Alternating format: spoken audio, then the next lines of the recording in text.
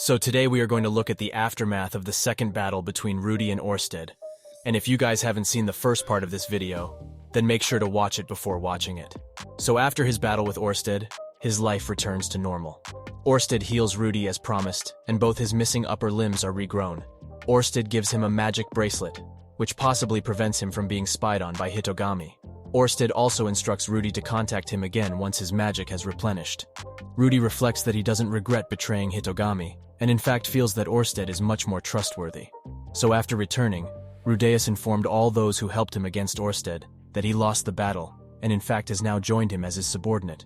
So after the battle, Eris has started living with Rudy and his family, and Rudeus finally hears from Sylphie that Eris has been single-mindedly training for the sole purpose of fighting Orsted along with him. Rudy discovers that from Eris's perspective, he has betrayed her by marrying other women while she has been training. However, despite this, Roxy informs Rudy that Eris is actually expecting him to propose to her to be his third wife. He then sees Eris teaching swordplay to Norn, and he notes how she has grown as a person, as she is now able to logically explain concepts to a beginner, compared to her past self who would only learn things by instinct. Eris and Rudy then talk, and they apologize to each other for breaking the other's heart. He admits that he does love his current wives Sylphie and Roxy more than Eris, and Eris states that she still loves Rudeus. But Rudeus did not explicitly state that he loves her back. She then challenges him to a duel, and she declares that he must love her as well if she wins, and that if he wins, she will leave him alone. So Eris and Rudy face each other for a duel outside the Sharia city. Ghislaine acts as their judge, but as the fight commences, neither of them moves to attack. Rudy announces that he doesn't want to fight if it means that Eris will leave, and declares that he loves her as well. Eris walks up to him and questions if he will still love her despite her shortcomings compared to Roxy and Sylphie. Rudy reassures her that he loves her no matter what happens. Rudy then gives a marriage proposal to Eris, and she accepts it. Then back at home during dinner, he announces that Eris will be his wife. Roxy and Sylphie accept Eris into their family, but Aisha and Norn aren't happy with Rudy for taking on a third wife, but ultimately they accept Eris as well. Ghislaine announces that now she has left Eris in Rudy's care, and her mission is done. She plans to go back to the Asura Empire to enact revenge on those who killed Saros Greyrat, who was her former master and Eris's grandfather. Rudy warns Ghislaine that Water God and North Emperor are hired by Asura Empire, and Ghislaine acknowledges that she would not be able to defeat them alone. Rudy suggests that Ghislaine consider allying herself with Princess Ariel, and she agrees to speak with Ariel. After dinner, Rudy goes back to his bedroom and finds Eris inside. Eris is very sexually assertive, and they have sex for the second time. Then, as he wakes up the next morning, he receives a letter from Orsted. In Orsted's letter, he asks Rudy to meet him in a hut outside Sharia City's suburb, and he tells him to come alone. Rudy is nervous as he wants to make a good first impression on his new boss. So Rudy meets Orsted in the hut, and it turns out that unbeknownst to him, Eris has also followed Rudeus there. Eris continues to distrust Orsted, and warns him not to harm Rudeus. Orsted states that he will fulfill his promise to protect Rudeus's family right now. They plan to summon a guardian magical beast that possesses a strong fate to protect Rudeus's family. Orsted reasons that this will provide adequate protection, as Hitogami cannot manipulate the fate of inhuman beings, and cannot manipulate a large number of people at once. However, Orsted warns that since they cannot predict or monitor Hitogami's actions, they should also frequently check in on his family. Orsted sees that Rudy has several questions for him and gives him permission to ask whatever he wants to know. So Rudy asks to know about Orsted himself. They first review Orsted's curse, which is that Orsted is feared and distrusted by all living creatures with certain exceptions such as Nanahoshi and Rudy. Rudy reveals that this may be because he is from a different world just like Nanahoshi. Other exceptions to this curse are those from the ancient dragon tribe. Next, Rudy learns that Orsted's ability to be invisible from Hitogami's view is actually not a curse. It is actually a technique developed by the first-generation dragon god for fighting Hitogami, which allows him to see fate and deviate from the path predestined by fate. However, the downside of this technique is that it causes your magic regeneration to be 1,000 times slower. Therefore, Orsted cannot freely use magic and cannot fight to his fullest ability. He reveals that he had actually used up a considerable amount of magic power in his fight against Rudy, and so he cannot fight seriously for a while. Therefore, Orsted is relying on Rudy to act on his behalf. Rudy then asks why Orsted is fighting Hitogami. Orsted reveals that his father, the first-generation dragon god, was killed by Hitogami.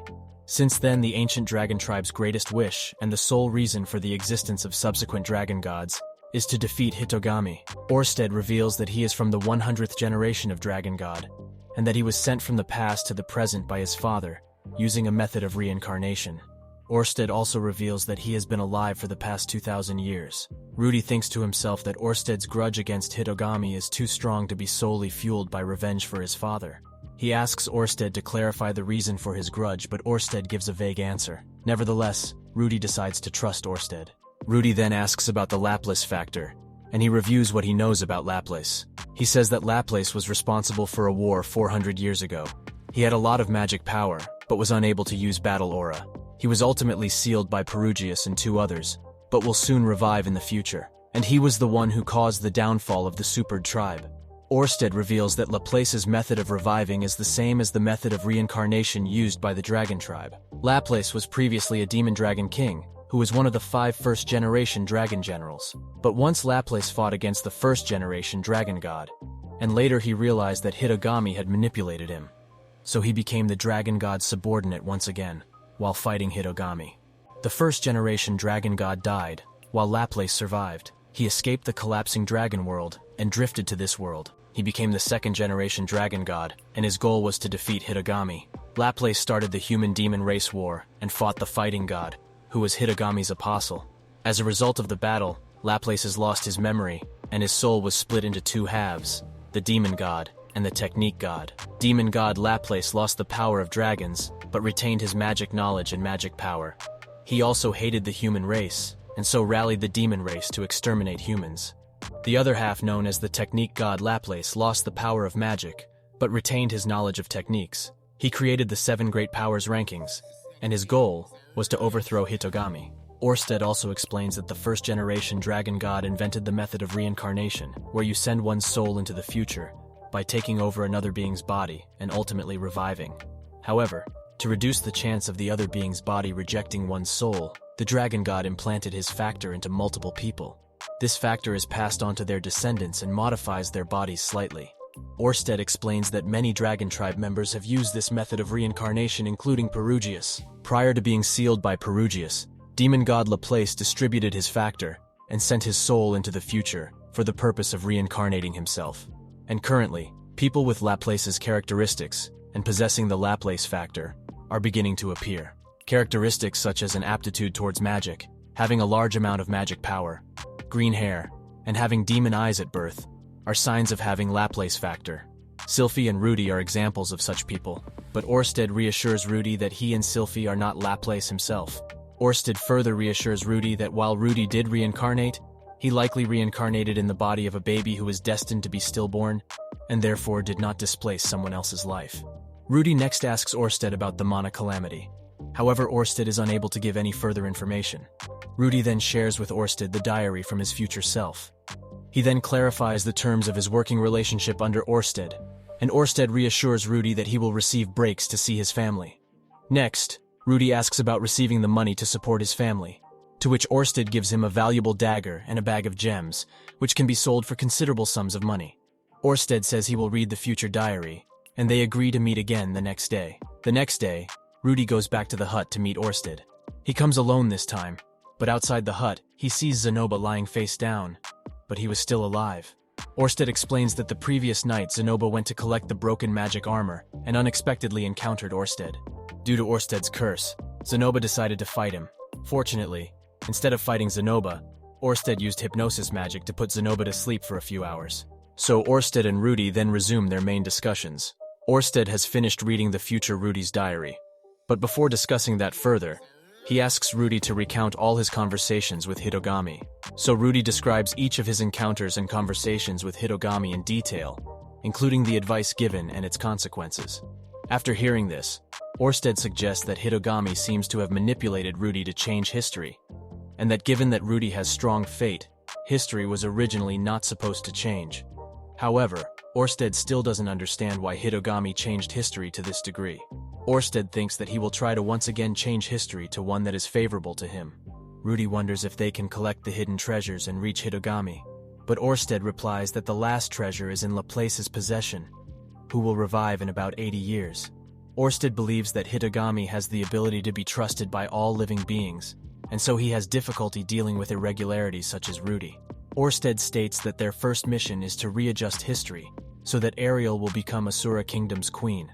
In the original timeline, Ariel should have become queen and was in fact protected by a considerably powerful fate. Originally, there were 3 key people to her rise in power. They were Guardian Magician Derek Redbat, Eris Greyrat, and Tristina Purplehorse. Derek was a shrewd man and ambitious, and was originally Ariel's Guardian Magician. He would have also persuaded Perugius to assist Ariel. He would have remained as Ariel's advisor and eventually become Prime Minister. Eris would have married to Luke, and together they would have protected Ariel from assassins.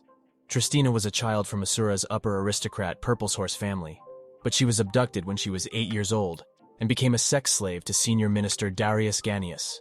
Ariel helped Tristina before she could be disposed of in secret. As a result, Darius Ganius would have lost his position, and the first Prince Gravel would have lost his influence. So Orsted and Rudy then plan to find Tristina to force the Senior Minister's downfall. If they fail, they plan for Rudy to kill Darius.